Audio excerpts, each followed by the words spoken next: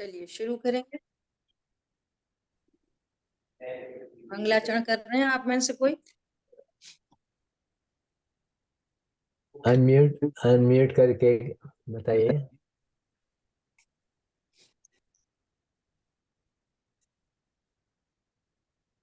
प्रदीप भाई, कोकिला बहन, जी मैं ले लेता हूँ। लीजिए। जीवम जीवम दवम जिणवरवसहेण जेण णिडिठम देविंद विंद वंदम वंदे तम सौवदा शिरसा। डी डी डी ठम नहीं, दिठम द है। डी ड और द में थोड़ा सा फर्क है, थोड़ा सा क्या दूसरी अक्षर है ना। डी दिठम है, दी द। जी दीदी। प्रदीप भाई है ना। जी जी थैंक अपन यू। उच्चारण करते हैं डी दिठम णिडिठम दी, और अपन को बोलना है द। डी दिठम दी। णिडिठम। वाह बहुत अच्छा। थैंक यू दिठम। थैंक यू दीदी। चलिए, द्रव्य संग्रह जी ग्रंथ गाथा नंबर 20, और इस गाथा में 19 गाथा में आकाश द्रव्य का स्वरूप कहने के बाद 20 नंबर की गाथा में लोकाकाश का स्वरूप अब फिर से आचार्य देव ने कहा, जिसमें उन्होंने इस बात की सिद्धि करना चाह रहे हैं कि आकाश द्रव्य की अवगाहना शक्ति कैसी है।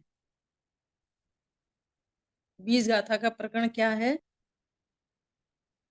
आकाश द्रव्य का क्षेत्र बताना नहीं, क्षेत्र तो बता दिया 19 नंबर की गाथा में।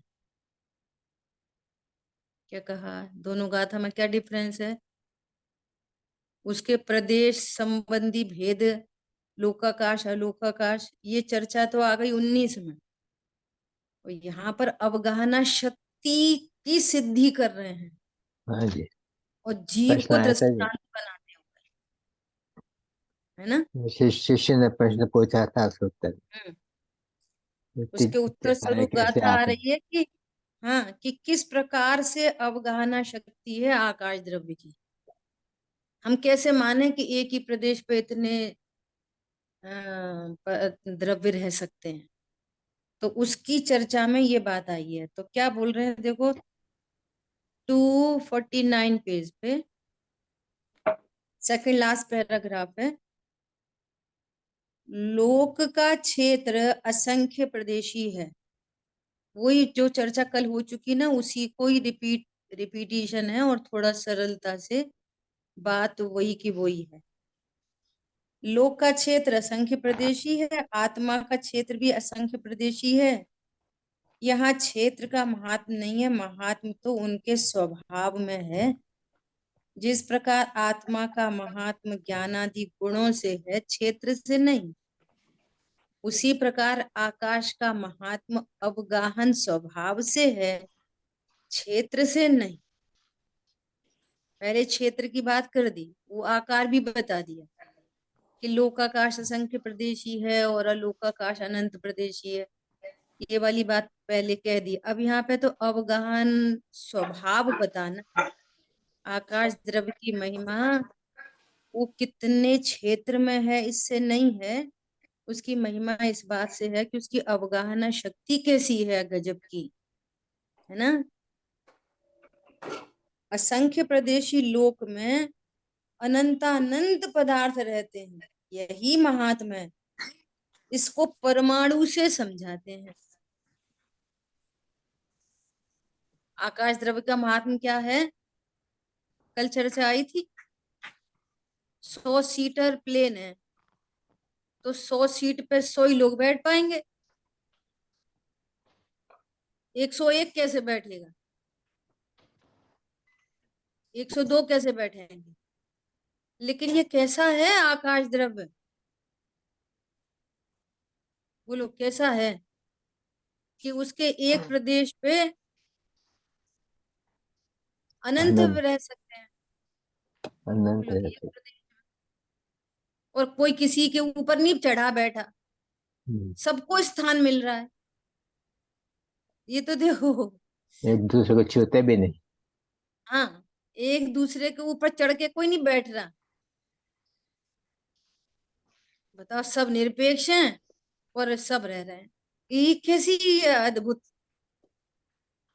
अवगाहना शक्ति है ना। उसको कहते हैं। परमाणु से समझा रहे हैं। क्या समझा रहे हैं परमाणु से? कि लोक में असंख्य परमाणु स्वीकार करने पर विरोध आता है। विरोध आता है। अच्छा चलो, असंख्य परमाणु ही मान लें, तो असंख्य प्रदेश पे असंख्य परमाणु, तो जीव तो अनंत है, जीव कहाँ रहेंगे? तो भी ओवरलैपिंग होएगी, है ना।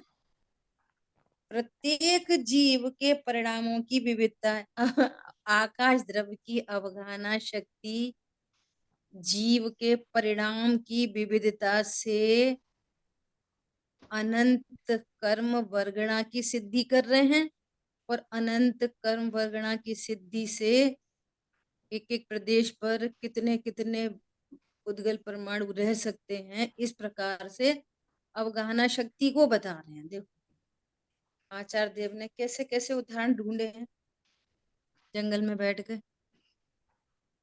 हैं। गजब की बात। हाँ, क्या बोल रहे हैं? प्रत्येक जीव में परिणामों की विविधता विचित्रता में ज्ञानादि गुणों की पर्याय में अशुद्धता और हीनादिकता दिखाई देती है। एक ही घर में देख लो, कोई कम ज्ञान वाला, कोई ज्यादा ज्ञान वाला, कोई फटाफट समझ लेता, कोई बहुत बार समझाने पे भी नहीं समझता। तो ये ज्ञान में विविधताओं का कारण क्या है? तो कर्म का उदय, है ना। अच्छा, एक जीव के ही दिन भर में एक एक जीव अपने खुद के दिन भर के परिणाम देखे, पूरे दिन के परिणाम। एक दिन में कितने परिणाम हो जाते हैं? और कितने तो ज्ञान का विषय बनते हैं, कितने तो ज्ञान का विषय भी नहीं बनते। और जितने ज्ञान के विषय बनते हैं वे कितने हैं? एक जीव को ही असंख्य प्रकार के परिणाम हो जाते हैं, हर अंतर मूर्त में अदलते बदलते हैं। पॉइंट समझ में आ रहा है? तो एक जीव में ही इतनी विविधताएं हो दिखाई दे रही हैं, तो एक जीव के अंदर ही इतने कर्मों का निमित्त होना चाहिए। एक जीव के साथ ही अनंत कर्म परमाणुओं का प्रसंग बन रहा है, एक जीव के साथ। और फिर अपन कह रहे हैं कि आलू में एक निडिल डालो, उसमें जितना पुद्गल का स्कंद आया, उसमें असंख्य आवास, फिर अंडर, एक एक आवास को लो तो उसमें असंख्य पुलवी, फिर उसका एलो, फिर उसमें असंख्य शरीर, फिर एक शरीर में अनंत जीव राशि।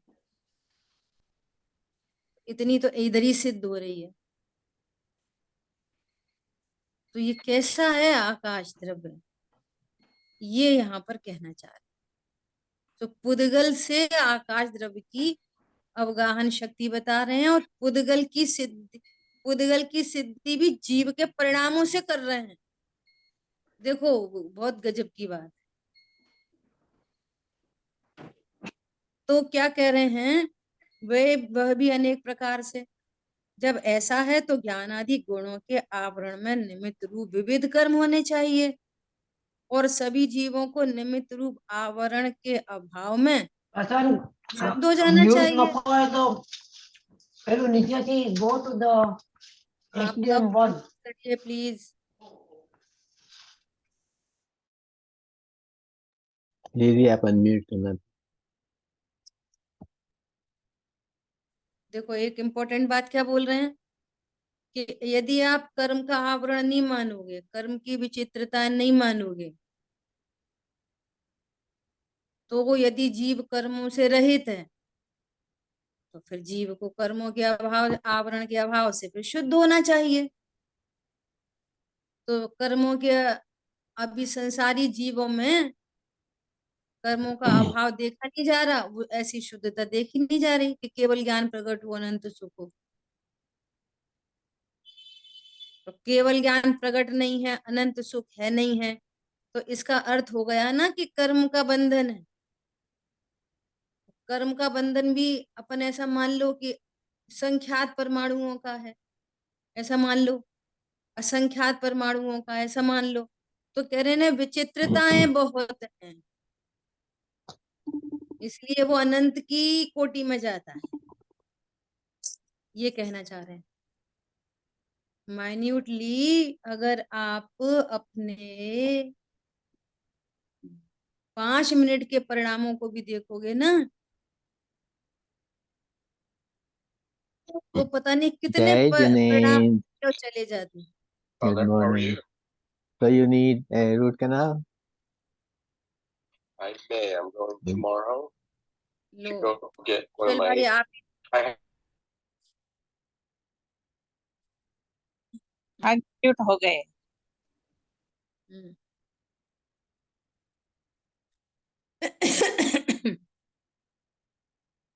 बहुत इंपॉर्टेंट बात चल रही है। तो क्या कह रहे हैं कि यदि आप निमित्त रूप आवरण का अभाव मानोगे, तो फिर जीवों को शुद्ध हो जाना चाहिए, परंतु ऐसा तो दिखता नहीं है। प्रत्यक्ष दुख का सद्भाव होने से जीव अशुद्ध ही है। संसार में जीव कैसे दिखाई दे रहे हैं? दुख वाले, एक एक घर में देखो दुख दुख दुख दुख दुख दुख दुख। तो इसका मतलब क्या है? अशुद्धता है। अशुद्धता इसका मतलब कर्म का बंधन है। कर्म का बंधन है तो कितनों का? कि अनंत का। तो ऐसे अनंतता सिद्ध हो रही है। तब कह रहे हैं और उसकी अशुद्धता में निमित्त अनंत कर्म भी है। यह बात एक जीव की अपेक्षा से है, अनंत जीवों की अपेक्षा से तो अनंत अनंत पुद्गल कर्म परमाणु सिद्ध होते हैं। अतः आकाश में अनंत जीव आत्माएं और उस पर आवरण स्वरूप अनंतानंत कर्म अर्थात अनंतानंत पदार्थ रहते हैं, यह सिद्ध हुआ। ये तो सिर्फ शरीर की भी बात नहीं हुई, सिर्फ कार्मण शरीर की बात हुई, कर्म और जीव की बात हुई। और इसके अलावा फिर ये औदारिक शरीर, तेजस शरीर, ये भी तो हैं। और फिर एक छोड़ो, फिर एक एक जीव के साथ में अन्य पुद्गल परमाणु कितने हैं? गाड़ी, बंगला, सोफा, दुकान, मकान, कपड़े, जिनवाणी, मोबाइल, कितने हैं? कितनी चीजें, बर्तन। एक जीव के परिप्रेक्ष्य में मनुष्य गति सापेक्ष देखें तो कितने कितने समान है। एक एक घर में रहने वाले 2 लोग, 4 लोग, एक एक की अलमारी में कितने पुद्गल परमाणु हैं? बोलो। एक की अलमारी अलग, दूसरे की अलग, तीसरे की अलग, चौथे की अलग। एक की शूरक अलग, दूसरे की शूरक अलग, तीसरे की अलग, चौथे की अलग। होता है कि नहीं ऐसा? उधर इधर ही होता है, पता नहीं। आवाज आ रही है?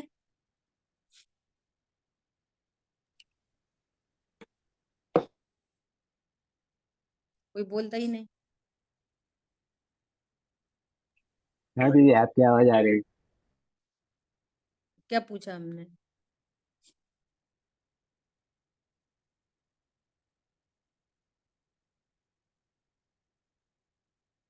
आप लोग नहीं बोल रहे, हम भी नहीं बोल रहे।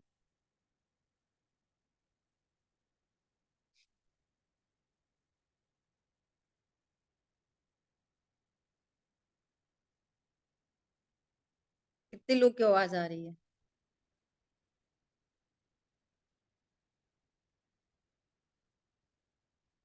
अरे गजब हो गई।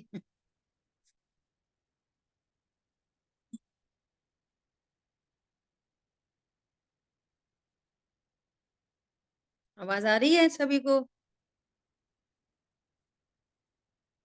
हाँ जी दीदी, आवाज तो आ रही है आपकी।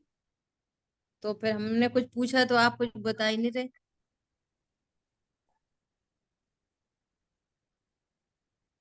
क्या पूछा बताओ?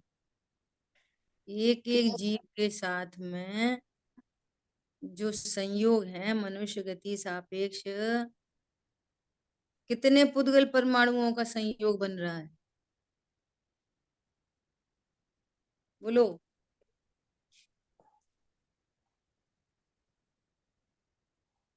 कोई कठिन प्रश्न है क्या?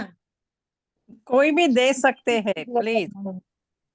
अनंत पुद्गल परमाणुओं का संयोग बनना। अनंत अनंत, उसके लिए बोल रहे थे कि एक एक व्यक्ति के साथ में, यहाँ तो कार्बन शरीर की बात की है, तेजस शरीर, आहार वर्गणा का बना हुआ उदारी शरीर, फिर एक एक की उसकी एक एक की अपनी अलमेरा, है ना? कितने कितने परमाणु हो गए एक एक जीव की सापेक्षता में। अपन मनुष्य गति सापेक्ष बात कर रहे हैं। अगर देव गति सापेक्ष बोलो तो यहाँ तो कह रहे हैं 6 खंड का अधिपति एक इंद्र के आगे कुछ भी नहीं है। उनके विमान, उनके रत्न, उनको ये, उनका वो, उनका वैभव, उनके सब, बोलो कितना हो गया, है ना? और अपन त्रियंच गति में भी देखें, पंचेंद्रिय त्रियंचों में देखें, दूसरे त्रियंचों में तो अपने को पता नहीं चलता, एक इंद्री, दो इंद्री, तीन इंद्री, चार इंद्री। चींटियों में देखो कितना उठा उठा के जाती हैं, कैसा संग्रह करती हैं। मधुमक्खी को देखो कितने बड़े बड़े छत्ते बनाती हैं। चिड़िया को देखो कैसे कैसे कैसे घोंसले बनाती हैं। एक एक के सापेक्षता में कितने पदार्थ हैं, कितने पुद्गल परमाणुओं के स्कंध हैं एक एक जीव की सापेक्षता में, ये कहना है। तो अनंत यहाँ तो अनंत। सिर्फ अनंत कर्मों के साथ ही बात बिठा के यहाँ अनंत की सिद्धि की है, लेकिन इसके अलावा की तो बात ही नहीं की इधर। अपन उनको भी ऐड करके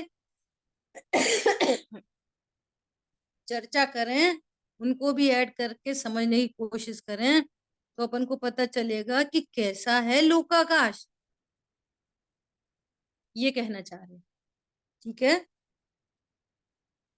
असंख्य प्रदेशी लोकाकाश में अनंत द्रव्य किस प्रकार समाते हैं, उसका उत्तर अस्थि से दिया था, अब नास्ति से समझाते हैं। यदि लोकाकाश के असंख्य प्रदेश में असंख्यात परमाणु ही माने जाएं तो विरोध आता है, क्योंकि अनंत जीव और उनके आवरण में निमित्त भूत अनंतानंत कर्म सिद्ध होते हैं।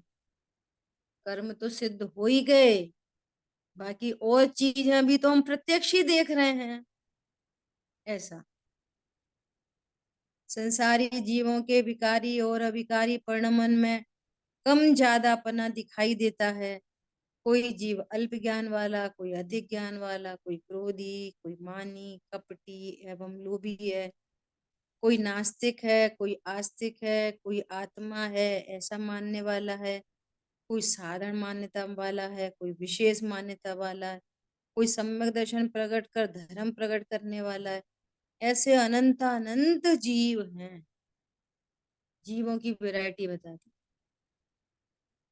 बोलो एक इंद्रिय जीव कितनी तरह के हैं? दो इंद्री कितनी तरह के हैं? तीन इंद्री, चार इंद्री, पांच इंद्री, संगी असंगी, इंदु, 84 लाख तरीके। हाँ, है ना? 84 लाख की योनियां होती है ना, वैसे इतने तरह के। देखो एक एक मनुष्य योनि है ना, 84 लाख, तो एकदम तो ये तो बहुत ऐसे कैटेगरी की है। अब एक मनुष्य में दूसरा मनुष्य का कुछ मिलता है? तो मनुष्यों की वैरायटी देखो, नहीं मिल। एक थंबप्रिंट दूसरे थंबप्रिंट से नहीं मिलता। बोलो एक गेहूं का दाना इतनी दूसरे अनंतता दाने से है, नहीं मिलता। ये अनंतता सिद्ध हो रही है। एक जो हाँ ये जी। पेटीएम करते ना, पेटीएम, वो ऐसे एक चौकोर सा, उसमें पता नहीं क्या क्या क्या क्या कुछ कुछ ऐसा बना रहता है, बार कोड है ना।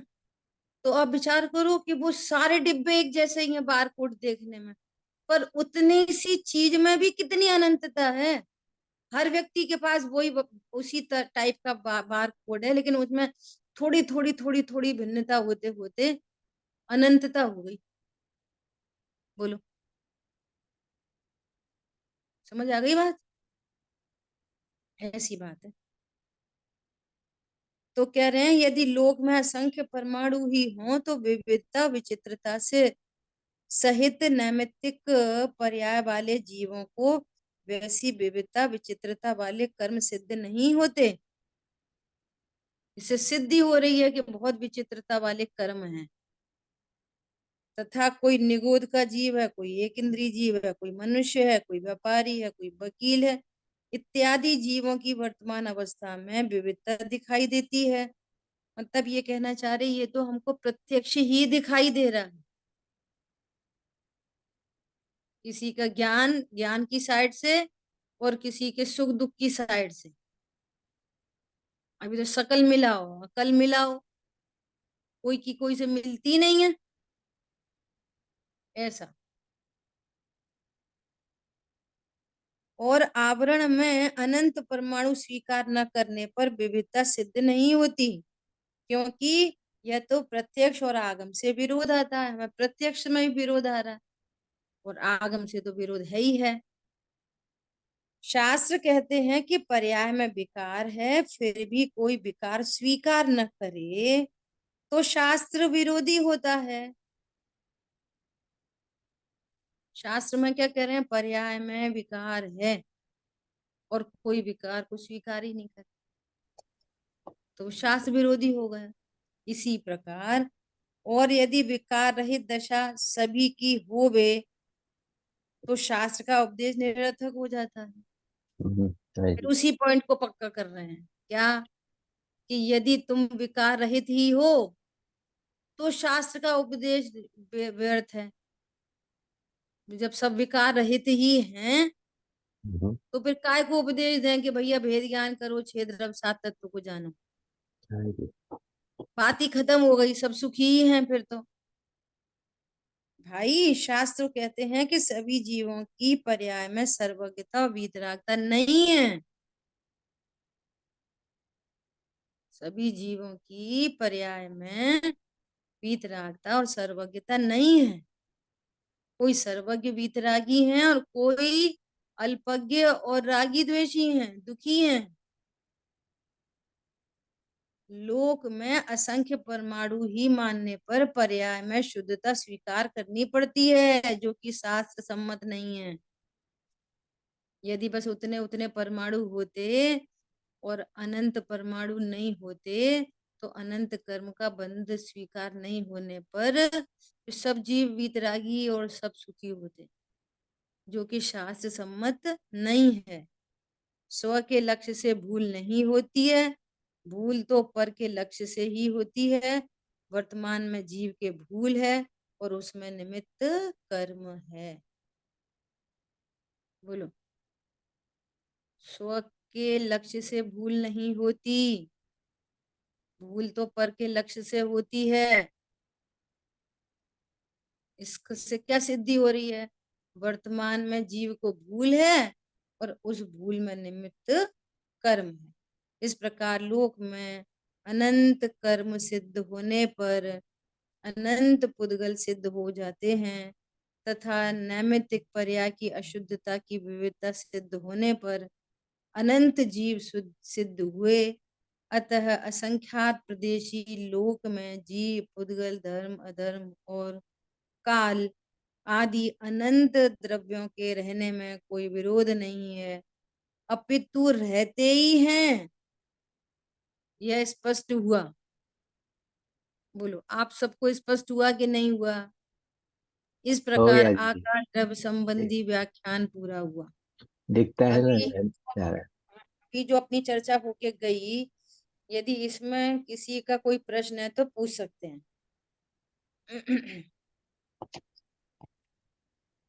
देखो अभी नीचे क्या बोल रहे हैं, द्रव्य दृष्टि जिनेश्वर का यहाँ पे फिर से नीचे एक दिया हुआ है ना पैराग्राफ। हाँ जी। गुणों का भंडार तू है। कौन पढ़ेगा, आप में से कोई पढ़ो। कौन पढ़ेगा? अपना अनम्यूट करके पढ़िए प्लीज। पढ़ो, आप पढ़ो कोई? कुशल भाई। हाँ जी। गुणों का भंडार तू है, भगवान पूर्णानंद का नाथ है कि जिसका कथन करने के लिए योगींद्र देव को शब्द कम पड़ते हैं। तेरी महानता तो देख, तेरा जो स्वरूप भगवान ने देखा है उसे भगवान भी कह नहीं सके। जड़ वाणी द्वारा आत्मा का वर्णन किस प्रकार से हो सकता है? शत्रु द्वारा कितनी प्रशंसा करवाई जा सकती है? जो स्वरूप सर्वज्ञ ने देखा ज्ञान में कह न सके उसको, जब श्री भगवान भी ऐसा परम ब्रह्म तेरा स्वरूप है। उस स्वरूप में प्रभु अपनी मति लगा, एक बार उसकी रुचि कर।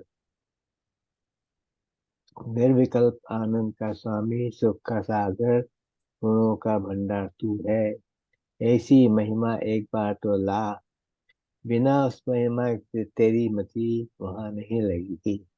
बाहर की महिमा छोड़, वहां क्या है? इसलिए कि पर की महिमा एवं आकर्षण छोड़कर एक बार पर ब्रह्म प्रभु की महिमा लाकर वहां मति लगा तो चार गतियों का भ्रमण मिट जाएगा। मोटिवेशन है, पूरा प्रेरणात्मक वाक्य है। बहुत सुंदर है। कह रहे हैं कि तेरी कितनी महिमा है, पता है कुछ, कि वे सर्वज्ञ भगवान भी उनकी जैसा उनका ज्ञान हो रहा था ना, ऐसा महामहिम सत्ता को देख रहे थे।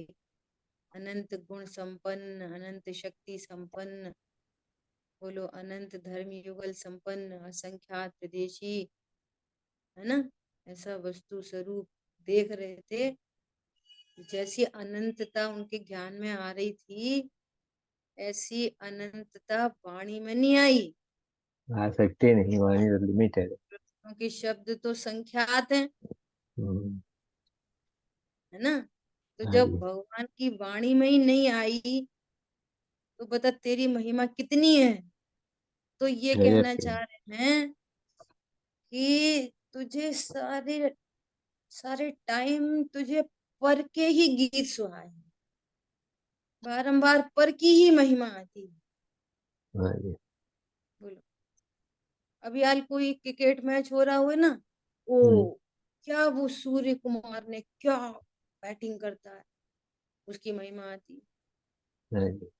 देखो मुझे क्या कहना है इस बात में, कि जैसे जैसे हम स्वाध्याय कर रहे हैं, जितना भी हमको अल्प ज्ञान में जो ज्ञात हो रहा है, उसके अनुसार भले ही वो बहुत अल्प है, हाँ जी। लेकिन प्रयोजन भूत इस अल्प ज्ञान से भी यदि हम प्रयोजन भूत को जान लें तो हमारा काम इस अल्प ज्ञान से भी हो जाए। हाँ जी। परंतु इस अल्प ज्ञान में जो कुछ भी हम शास्त्र अभ्यास कर रहे हैं, उससे अपने ज्ञान को अपडेट करना चाहिए, हाँ जी। आपकी थॉट प्रोसेस बदलनी चाहिए। ये बहुत जरूरी है। क्यों हाँ, जरूरी है? वास्तव की बात। हाँ, देखो जैसे अब वो क्रिकेटर का नाम आ गया है ना, हम्म, इंडिया टीम में ना, एक अभी बहुत चल रहा है इसका, बहुत जबरदस्त बैटिंग करता है। अभी सुनना जरा, हाँ कि यदि यदि वो बैटिंग करता है तो हर समय एक जैसी बैटिंग होनी चाहिए ना। हाँ जी। हम होती कर्म नहीं। फिलॉसफी से इस बात को हमको समझना चाहिए। जब हम ये समझेंगे कि इसका उदय इस जाति का है, हम्म, दिस इज द फैक्ट, ये फैक्ट है। क्या फैक्ट है? कि उसका उदय ही इस जाति का है,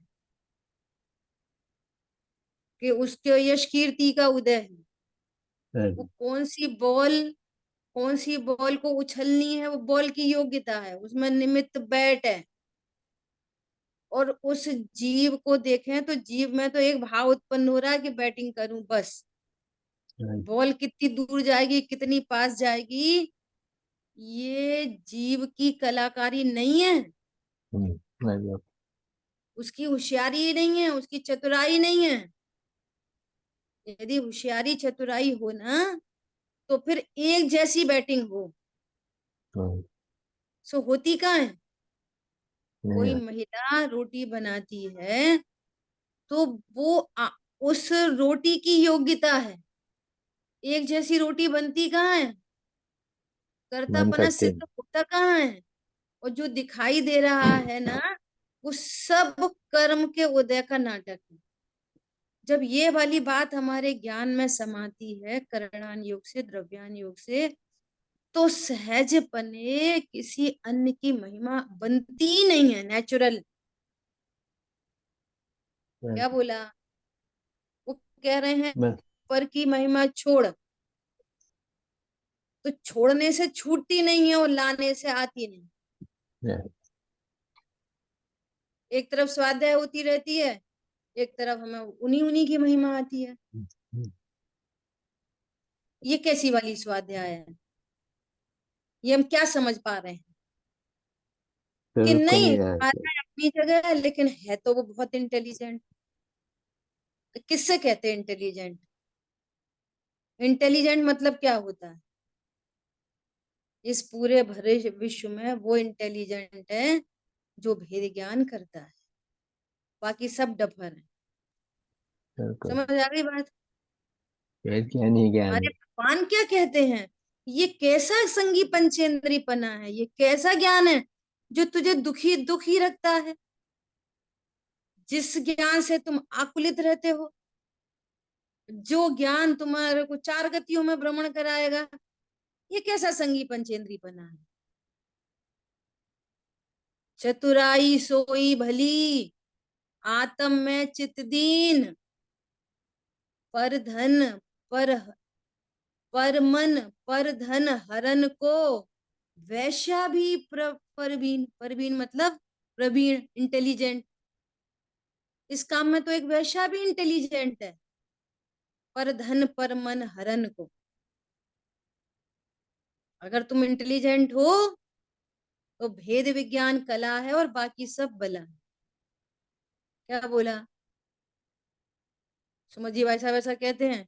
आप लोक में ऐसा बोलो कि पता है मैं बहुत अच्छे रसगुल्ले बना लेती हूँ, ऐसा बोलो, तो फिर पड़ोसी बुलाएंगे, वो भाभी जी हमारे रसगुल्ले बनाने आ जाना। क्या बोला? फिर वहां जाओगे रसगुल्ले बनाने, और वो तो योग्यता से बनते हैं, और आप तो बनाने चले और वो उनके बिखर गए, ढंग से बनने नहीं, हार्ड हो गए कि सॉफ्ट हो गए कि वो फैल गए। तो अब वहां से क्या मिलेगा आपको? देखा, सब बिगाड़ के रख दिए। जीव करता है किधर? अब वो बोलेंगे बिगाड़ के रख दिए, तो तुमको टेंशन होगी। और अगर सही बन गए तो वो थैंक यू बोल देंगी, चार रसगुल्ले दे देंगी। तो चार रसगुल्ले में आप अपना इतना समय शक्ति बर्बाद करोगे? बोलो, जो तुम्हारा काम नहीं। बिल्कुल समझ में आ रही है बात? बेकार का काम बहुत दे दिया। गंभीरता चाहिए, बहुत ज्यादा गंभीरता। हाँ जी। चार रसगुल्ले के लिए और जरा सी प्रशंसा के लिए वह कह रहे हैं, जिसके श्रृंगारों में मेरा ये महंगा जीवन घुल जाता, जिन फालतू चीजों में महंगा जीवन घुल जाता। कुछ बिल्कुल खबर है ये कितना महंगा जीवन है? जिस एक प्रैक्टिकल बात है पर्याय ये। में रत्नत्र प्रकट हो सकते थे, जिस एक पर्याय में प्रभुता प्रकट हो सकती थी, जिस एक पर्याय में अणुव्रत महाव्रत आ सकते थे, बहुत शांति हो सकती थी, बहुत शांति, बहुत शांति, बहुत शांति। जिस एक पर्याय में अनंत चतुष्टय प्रकट होने होने थे, वो तूने एक पर्याय को ऐसे फालतू बहा दिया। और हाँ जो जी। काम तू करता नहीं है, कर सकता नहीं है, उसके कर्तृत्व के अहंकार में त्रियंच गति मंजूर है। बोलो, सोचो तो सही, एक बार विचार करो। क्या हमको त्रियंच गति मंजूर है? नरक गति मंजूर है? इन परिणामों से देवगति तो मिलती नहीं है, हाँ और मनुष्य गति भी इतने आसानी से नहीं मिल जाती। हाँ जी। और मिल चुकी है ना अभी। बोलो, जिसके श्रृंगारों की बात छोड़ के अब जिन फालतू चीजों में मेरा महंगा जीवन मिल जाता। क्या है महंगा जीवन? ये ज्ञान श्रद्धा चारित्र की पर्याय महंगा जीवन है, पर अमूल्य। लक्ष्य का जीवन है। अरे जब तक स्वलक्ष्य न हो तो स्वलक्ष्य की चर्चा में उपयोग लगाओ। जहां से स्वलक्ष्य हो सकता है उन निमित्तों के समीप रहो। क्या बोला? और बाकी खाना कमाना जितना है, जो मजबूरी है सो मजबूरी को मजबूरी तक ही रखो, बहुत उसको सुंदर जरूरी जी। नहीं बनाओ। क्या बोला?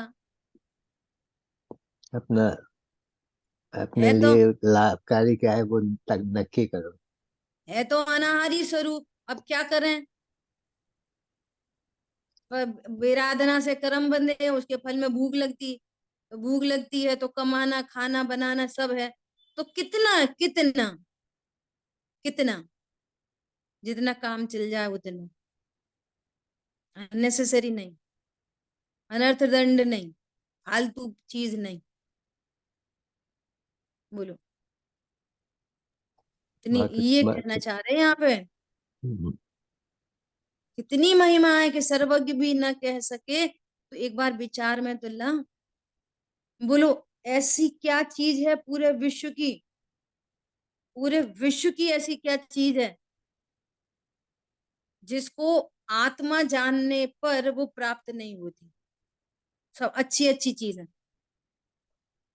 एक अकेले आत्मा हूं, मैं आत्मा हूं ऐसा जानने से जब तक परिपूर्णता नहीं होगी ना, हम्म, तो उससे पहले जो स्टेशन आएंगे, चौथा गुण स्थान, पांचवा गुण स्थान, मुनि दशा, है ना, तो चौथे पांचवे गुण स्थान, इनमें क्या उपलब्ध नहीं होगा संसार का? Superior most to superior most, क्या नहीं उपलब्ध होगा? बोलो, तुम क्या तो उसको कमाओगे? क्या उसको कमा के उपलब्ध। इंद्र बन सकते? बोलो, बिल्कुल ही क्या नहीं। कमा के इंद्र बन सकते? क्या कमा के राजा महाराजा 6 खंड के अधिपति बन सकते? क्या कमाओगे? बोलो।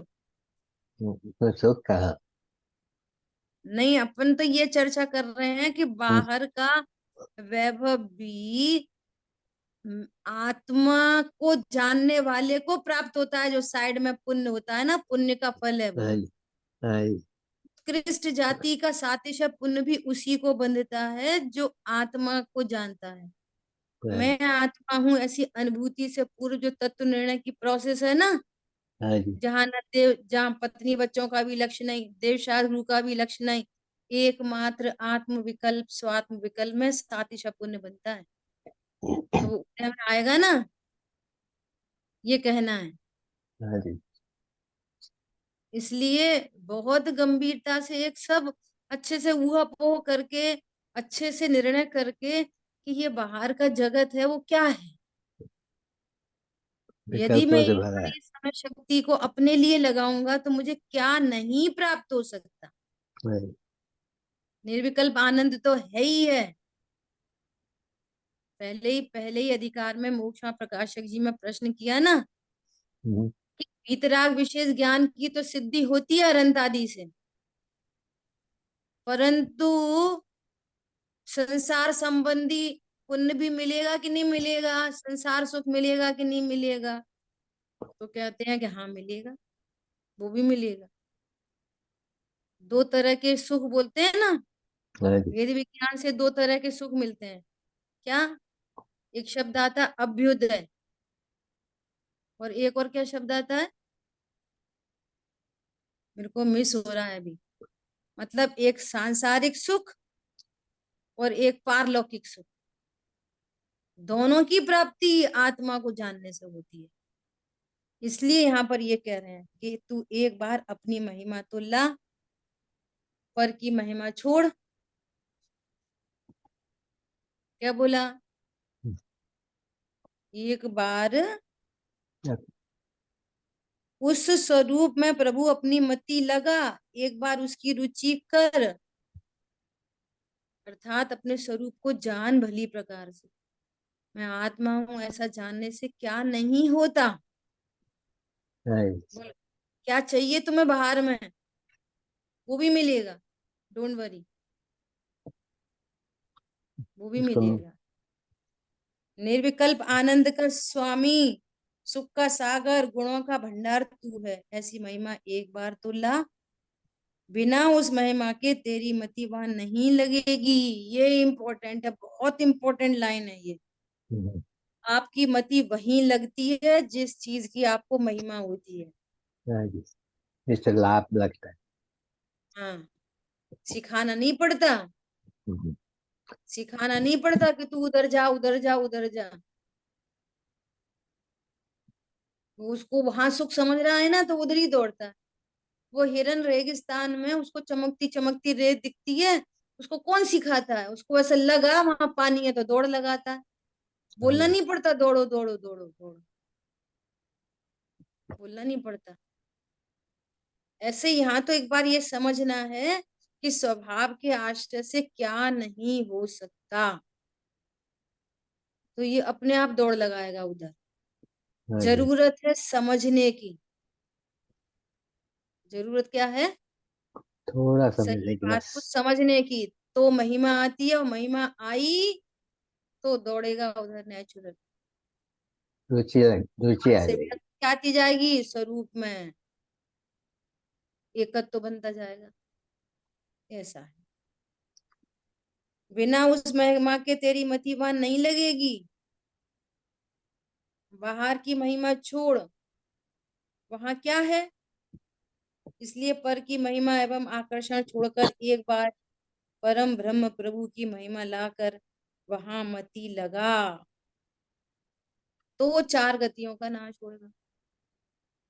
कितने दुर्भाग्य की बात होगी, मालूम है? बहुत दुर्भाग्य की बात होगी। एक जैन कुल में जन्मा, कुंद कुंद आचार्य भगवान मिल गए, रोज मंगलाचरण करते हैं। कुंद कुंदाद्यो जैन धर्मोस्तु मंगलम। वे कुंद कुंद आचार्य भगवान, वे अमृतचंद आचार्य भगवान, और आज की तारीख में वे गुरुदेव श्री। और इतनी उपलब्धि होने पर भी ये तुच्छ गतियों में चला जाए, इससे बड़ा दुर्भाग्य कुछ नहीं हो सकता। बाहर पैसों का ढेर लगे, गाड़ी बंगले का ढेर लगा रहे, टेम्पररी है वो, लगा रहे, थोड़े दिन का है। लगा रहे, होना क्या है उससे? लक्ष्य लक्ष्य निश्चय करना है कि मुझे जन्म मरण दूर करना है। आज अब करना है नहीं है, हमारी अब करना नहीं है, अब तो ये आवाज आनी चाहिए कि हमारा तो लक्ष्य निर्धारित लक्ष्य हो गया। हो गया, हो गया। अरे, हाँ, अब करना नहीं है, हम्म, अब तो हो चुका, होना चाहिए, हाँ जी, सब भूतकाल हो जाना चाहिए। अब नहीं होगा तो कब होगा, कैसे होगा? ये बहुत महत्वपूर्ण बात है। एक एक समय इम्पोर्टेंट है, एक एक समय। और ये ठीक है, सबसे सरल काम है। सबसे सब सरल बाकी काम, काम तो बहुत कठिन है। सबसे सरल काम है, और वही सबसे कठिन है, वही सबसे कठिन है। अभी अभी पिछले संडे को बड़े पंडित साहब के पास गए थे। पंडित साहब भिंड में विराजमान थे, तो उनसे ऐसी चर्चा की कि पंडित साहब कि सचमुच में अब समझ में आ रहा है कि हाँ, इतनी सारी रचनाएं लिखी हैं आपने, तो इनके भाव अब कुछ कुछ समझ में आ रहे हैं। अब बोलो, पंडित साहब ने लिखा पर द्रव्यों का दोष न देखो। वास्तव में कितना मुश्किल काम है कि किसी का दोष नहीं दिखाई दे। बात कठिन बोलो, है। सरल काम आ, थोड़ी है ये, मेरे अपने दोष देखना भी कठिन। बहुत कठिन काम है ये, कि पर के दोष दिखाई नहीं दे। कोई आके एक थप्पड़ मार के चला जाए और वो दोष ही नहीं दिखाई दे। बहुत बोलो कठिन, हो सकता है ऐसा? बहुत कठिन काम। कोई सामान इधर से उधर हो गया, पर का दोष नहीं दिखाई दे। कुछ भी घटना दुर्घटना हो गई, पर का दोष नहीं दिख रहा, ना कोई इष्ट दिख रहा ना अनिष्ट दिख रहा। नहीं, ये छोटी छोटी बात नहीं है। ये ज्ञान स्वरूप का निर्णय किए बिना ऐसा होना असंभव है फिर। इसलिए द्रव्य गुण पर्याय से ज्ञान स्वरूप ही भगवान आत्मा चाहिए। और स्वरूप समझ लिया तो दिखाई दे रहा है सब ज्ञान के ज्ञेय है, कौन अच्छा है कौन बुरा है, किसका दोष देखें। सब सब सब कर्माधीन है, विनाशी है, सब क्रमबद्ध है, किसका दोष दिखाई देगा बोलो? कोई दोष ही नहीं दिखाई दे रहा। बुद्धि आपका भाव है, निश्चय दुर्लभ नहीं, सिंसियरिटी नहीं है, इसलिए दुर्लभ है बहुत। ठीक है, शेष चर्चा आगे। जिन वाणी के ज्ञान से सूझे लोकालोक, सो वाणी मस्तक नम सदा दे तुम लोग। बोलिए द्वाशांगमयी जिनवाणी माता की जय। जय हो। जय हो, जय हो। फर्स्ट नंबर जय हो। देखा था, अब काल द्रव्य की आने वाली है। बहुत ही गजब का स्वरूप काल द्रव्य का, बहुत शानदार। अब तक काल द्रव्य के बारे में अगर कुछ नहीं भी समझा हो, तब अब अपने को बहुत बढ़िया समझने मिलेगा। इतनी सुंदर गाथा है आगे वाली। ठीक हाँ है, जी। बहुत सुंदर। कल जय से जय जय जय जय जय जय। जय